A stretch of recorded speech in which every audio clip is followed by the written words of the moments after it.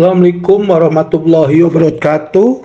Jumpa lagi dengan channel Nalar Terarah. Kali ini channel Nalar Terarah akan menginformasikan berita-berita aktual yang terjadi di masyarakat kita.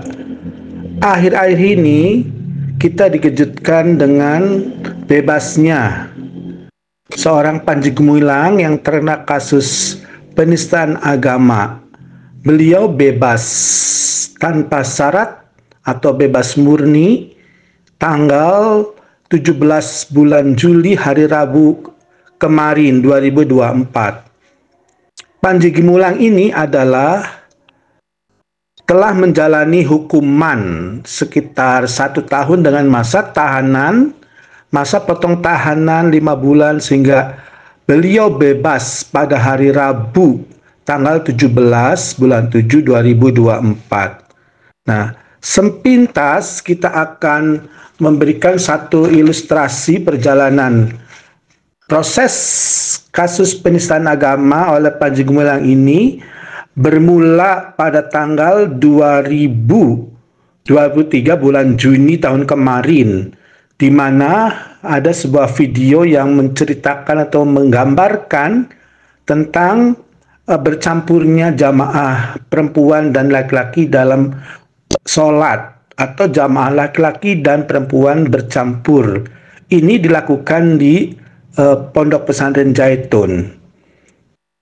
Yang kedua, perempuan menurut Panji Gumilang bisa menjadi khotib.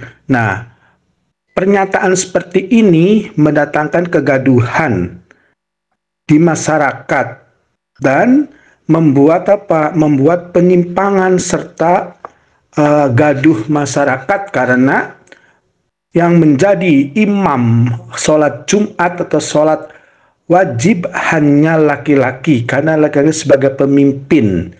Nah, kecuali perempuan jadi imam di mana makmumnya perempuan semua. Nah, kejutan pemikiran Panji Gumilang ini mendatangkan kontraproduktif terhadap ajaran Islam. Dari alasan atau tindakan pernyataan Panji Gumilang seperti ini, yaitu menganggap bahwa perempuan dan laki bisa bercampur dalam sholat berjamaah dan seorang perempuan bisa menjadi imam sholat Jumat.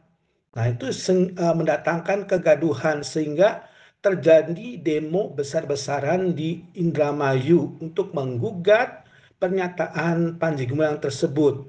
Nah, kelompok yang menggugat ini adalah Forum Indramayu Menggugat atau FIM, di mana Forum Indramayu Menggugat ini mendesak Panji Gumilang untuk menyatakan tindakan pernyataannya itu suatu kesalahan, suatu penodaan terhadap umat Islam, terhadap ajaran Islam.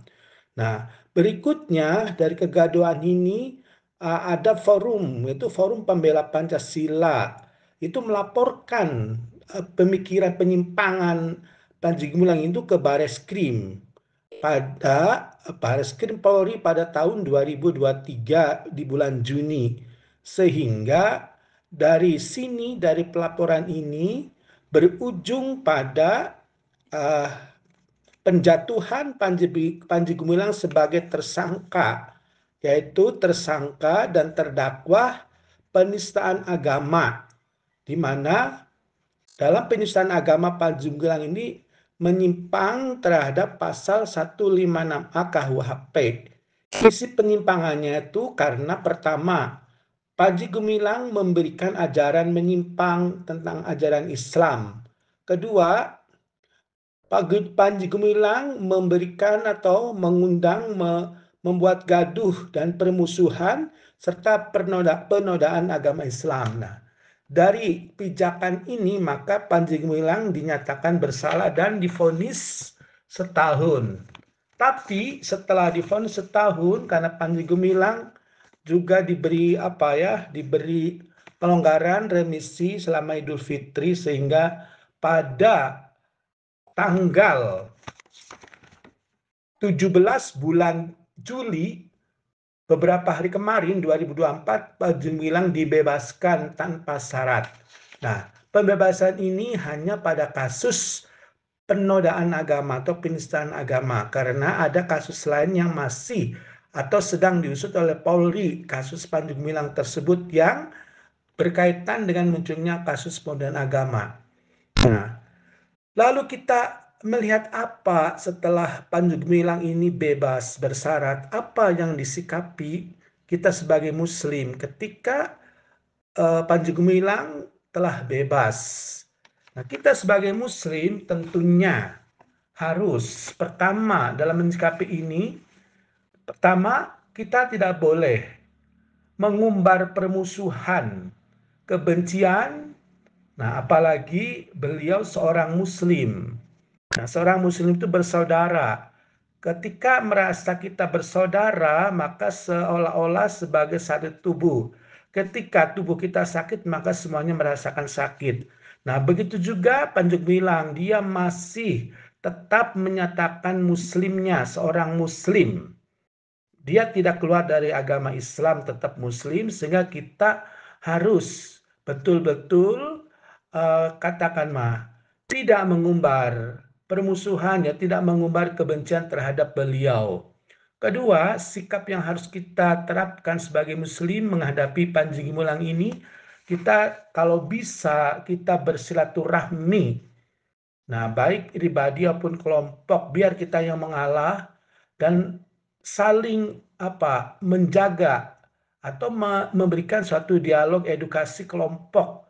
Nah, agar pemikiran mereka yang dulunya merasa benar tentang gagasan penodaan agama itu bisa ada klarifikasi jelas dan jernih, sehingga beliau punya wawasan yang cemerlang, yang benar, yang berdasarkan pada Al-Quran hadis, bukan berdasarkan pada pemikiran keinginannya, nafsunya sendiri. Nah, ini yang ketiga, yaitu sikap kita bagaimana kita harus selalu mengingatkan untuk tetap belajar tuh. Jadi belajar dan mencari ilmu.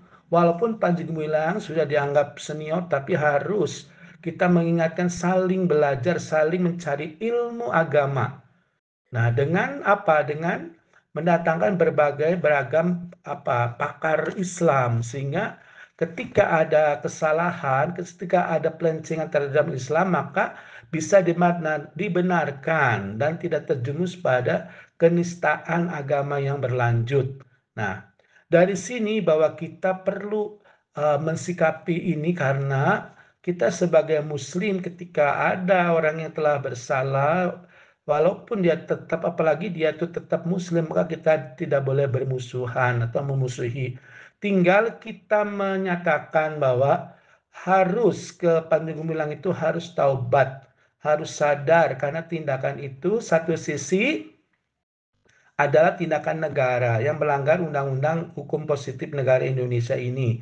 Sisi lain, kita hanya memberikan suatu nasihat, memberikan suatu penjelasan bahwa Panji bilang ya bertaubat hubungan dengan Allah, harus bertaubat kalau ada imannya yang kena, imannya yang sudah ternodai.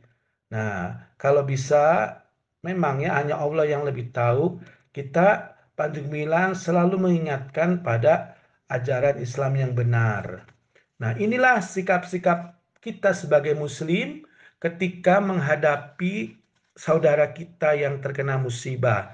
Mudah-mudahan dengan cara seperti ini, yang bersangkutan atau beliau bertaubat dan sadar menyadari bahwa apa yang pernah dilakukannya adalah suatu kesalahan, suatu ketidakbenaran menurut ajaran Islam, Al-Quran, hadis. Mudah-mudahan para pemirsa subscribe channel Taknyal Terarah ini bisa mencermati dan bisa mengambil hikmahnya. Sebagai kata akhir, sekian dari kami, dari saya, channel Naral Terarah. Wabillahi taufik wal hidayah. Wassalamualaikum warahmatullahi wabarakatuh.